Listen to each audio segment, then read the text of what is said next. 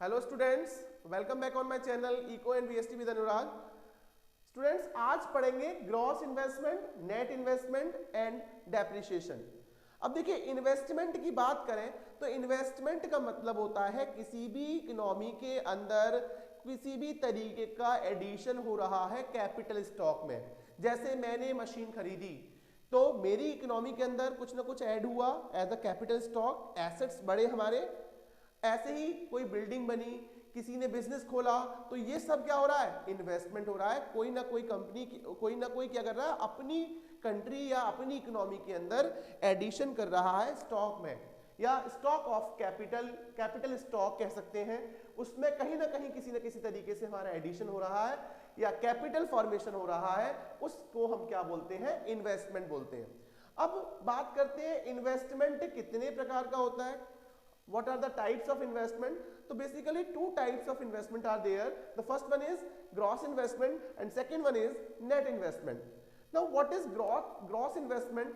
देखिए, gross investment का मतलब है कि कोई भी depreciation निकाले बिना जो वैल्यू है जिस भी एसेट्स की, वो क्या है? Gross investment. सपोज दैट मैंने एक चेयर परचेज की।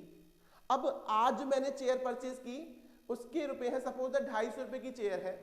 अब उस चेयर को मैं 2 साल बाद या 1 साल बाद बेचता हूं तो वो 250 रुपए बिक जाएगी? नहीं बिकेगी। तो जो अमाउंट डिडक्ट किया हमने, सपोज दैट वो 200 रुपए की बिक रही है, तो जो 50 रुपए का डिफरेंस आया, that is the fall in the value in the fix assets. जो फिक्स एसेट्स की वैल्यू है वो 50 रुपए से गिर गई, तो वो जो अमाउंट होता है वो होता है हमारा डेप्रिसिएशन। या एक और एग्जांपल ले लेते हैं, जैसे आप मोबाइल फोन लाए 2 महीने पहले। आज अगर आप उस मोबाइल फोन को बेचते हो तो क्या वो उतने रुपए में बिक जाएगा जितने रुपए में आप खरीद कर लाए? नहीं बिकेगा, क्योंकि उसका एक तो पैसेज ऑफ टाइम बीत गया, और साथ के साथ जो टेक्नोलॉजी है वो कहीं ना कहीं अपडेट हो गई होगी उस टेक्नोलॉजी से, जिस टेक्नोलॉजी का आपके पास फोन है। तो इस तरीके से उसकी वैल्यू में जो फॉल हो रहा है उसको हम डेप्रिसिएशन कह रहे हैं। आगे हम पढ़ाएंगे डेप्रिसिएशन डिटेल में, बट अभी हम क्या कह रहे हैं कि it is the addition to stock of capital before making any allowances for the depreciation. अब जो 250 रुपए की जो चेयर मैंने खरीदी, वो 250 रुपए क्या है? ग्रॉस इन्वेस्टमेंट है। अब नेट इन्वेस्टमेंट क्या है? देखिए, नेट इन्वेस्टमेंट का मतलब है it is the actual addition, it is the actual addition. कितना करंट में कितना है? To the capital stock of the economy, कि उस टाइम पर किसी भी particular at a particular period of time,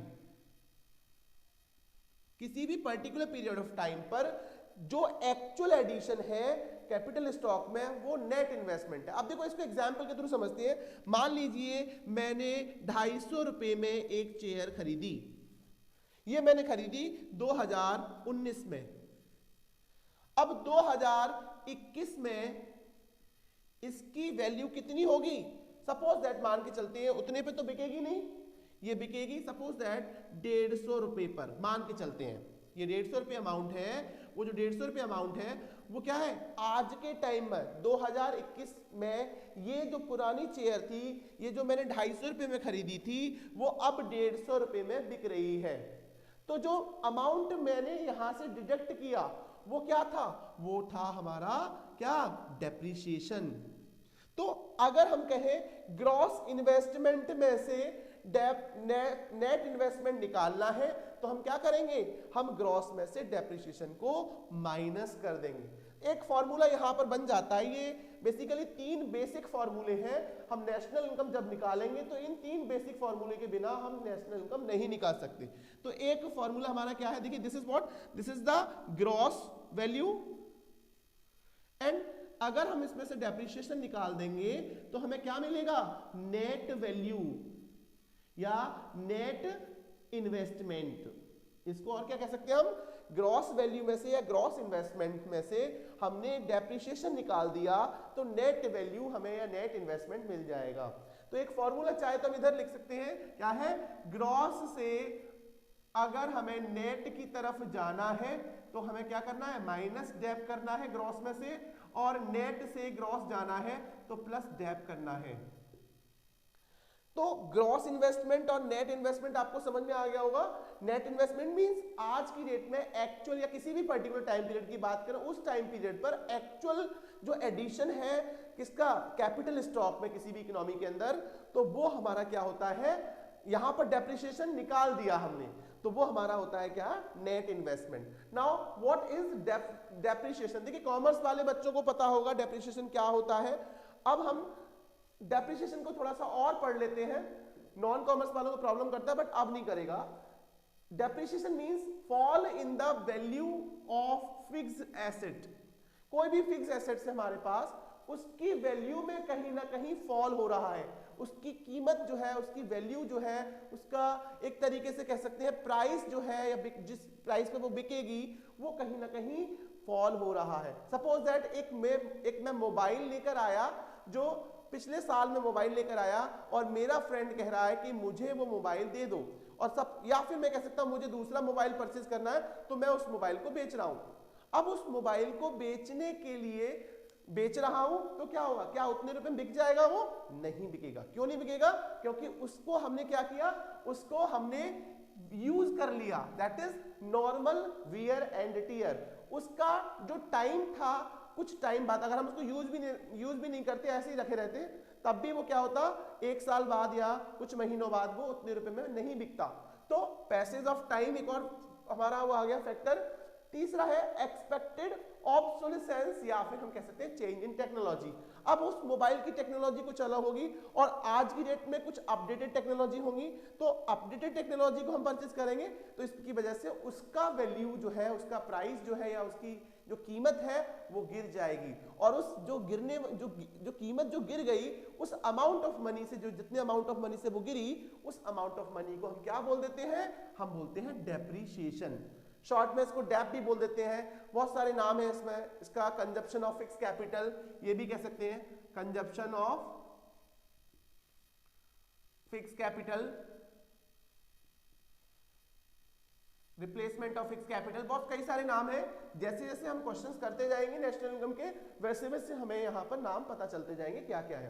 तो डेप्रिसिएशन समझ में आया क्या? It is the fall in the value of fixed asset due to normal wear and tear, use करने से, due to passage of time बीत जाने से, and due to expected obsolescence, और we can say change in technology, कि technology update हो गई तो वो जो हमारी आउटडेटेड टेक्नोलॉजी है उसकी कीमत गिर जाएगी। तो इन तीन रीजन की वजह से किसी भी एसेट्स की वैल्यू क्या होती है, फॉल होती है, और जो वैल्यू जो फॉल हो रही है उसको हम क्या बोलते हैं, डेप्रिसिएशन बोलते हैं। नेक्स्ट इज, एक यहां पर डिफरेंस आ जाता है कि what is depreciation and what is capital loss. अब देखिए दोनों नाम जो है ऑलमोस्ट सेम से लग रहे हैं, but there is a difference between these two. क्या डिफरेंस है? डेप्रिसिएशन को हम पहले से एक्सपेक्ट कर लेते हैं, किसकी वजह से, कि साहब कुछ ना कुछ जो हम यूज करेंगे तो वैल्यू डाउन होगी, अगर टाइम बीत जाएगा तो भी वैल्यू डाउन होगी, या फिर जो टेक्नोलॉजी चेंज हो रही है वो भी वैल्यू डाउन हो जाएगी, उसकी वजह से भी डाउन हो जाएगी। तो इनकी वजह से हम पहले से ही एक अंदाजा लगा लेते हैं, एक एक्सपेक्टेशन हम रख लेते हैं कि there should be some decrement in the value of the fixed assets. तो it is the meaning, it refers that the fall in the value of fixed assets due to wear and tear, passage of time और expected obsolescence. अब देखिए capital loss क्या होता है?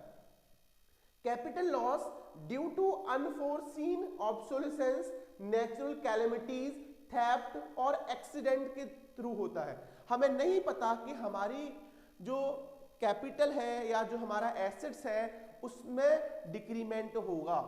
ये अगर decrement हो रहा है, पहले एक्सपेक्टेड है तो वो डेप्रिसिएशन है, बट अनफोर्सीन, ऐसे कुछ हमारे अनफोर्सीन ऑब्सोलेसेंस या कोई भी नेचुरल कैलेमिटी है, उसकी वजह से हमारे कोई भी एसेट्स में फॉल आ रहा है, उसकी वैल्यू में डाउन हो रहा है, डाउनफॉल हो रहा है, तो उसको हम डेप्रिसिएशन नहीं कहेंगे, उसको हम कैपिटल कहेंगे। सपोज दैट कि अर्थक्वेक आ गया, अब अर्थक्वेक आने से बिल्डिंग जो है वो गिर गई, तो क्या वो डेप्रिसिएशन है? क्या हमने पहले से अंदाजा लगाया था कि अब बिल्डिंग गिर जाएगी?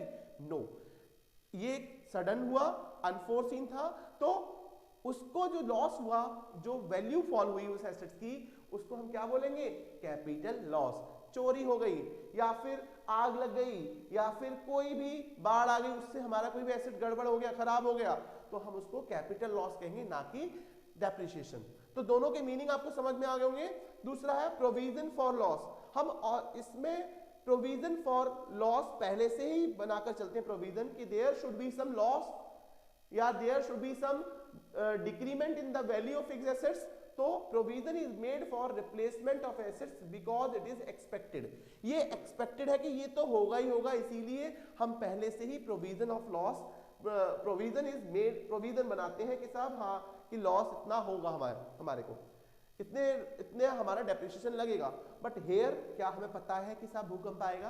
क्या हमें पता है कि साहब कोई भी बाढ़ आ जाएगी या कोई भी कुछ भी हमारा नेचुरल कैलेमिटी आ जाएगी? क्या हमें ये पता है कि साहब उससे इतना ही लॉस हो जाएगा? नहीं। तो here there is no such provisions is made in case of capital loss because these are unexpected। ये unexpected होते हैं, हमें पता ही नहीं होता कि कब आ जाए। अब देखिए प्रोडक्शन प्रोसेस पर क्या असर पड़ेगा अगर हमारा डेप्रिसिएशन और कैपिटल लॉस होता है। तो डेप्रिसिएशन होगा तो कोई भी प्रोडक्शन प्रोसेस वो हैम्पर नहीं होगा। हम क्या करेंगे? मशीन को रिप्लेस कर देंगे, साथ के साथ हमारा प्रोडक्शन और जगह चलता रहेगा। केवल उस मशीन को रिप्लेसमेंट के टाइम पर ही हमारा क्या होगा? प्रोडक्शन थोड़ा बहुत रुकेगा, बट पूरा प्रोडक्शन प्रोसेस हमारा हैम्पर नहीं होगा। तो it does not hamper the production process, but here it hampers the production process. पूरा का पूरा प्रोडक्शन प्रोसेस हमारा हैम्पर हो जाएगा, बर्बाद भी हो सकता है। अगर भूकंप आ गया, पूरी बिल्डिंग गिर गई, क्या हम प्रोडक्शन कर पाएंगे? नहीं कर पाएंगे। बट अगर मशीन खराब हो गई तो पूरा प्रोडक्शन प्रोसेस रुकेगा? नहीं रुकेगा। तो हेयर प्रोडक्शन प्रोसेस हैम्पर नहीं होता, यहां पर प्रोडक्शन प्रोसेस हैम्पर होता है। तो डेप्रिसिएशन और कैपिटल लॉस में आपको डिफरेंस पता चल गया होगा। डेप्रिसिएशन क्या होता है ये पता चल गया होगा, and gross investment, net investment ये पता चल गया हो क्या होगा।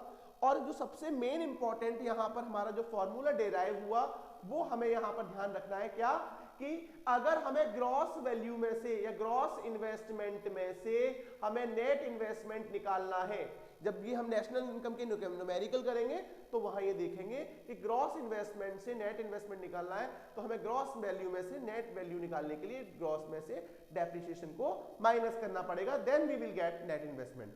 एंड अगर नेट से ग्रॉस पर जाना है, या मतलब कह सकते हैं नेट इन्वेस्टमेंट से ग्रॉस इन्वेस्टमेंट कैलकुलेट करना है, तो जो डेप्रिसिएशन हमने निकाला है उसको हम ऐड कर देंगे, we will get net gross investment.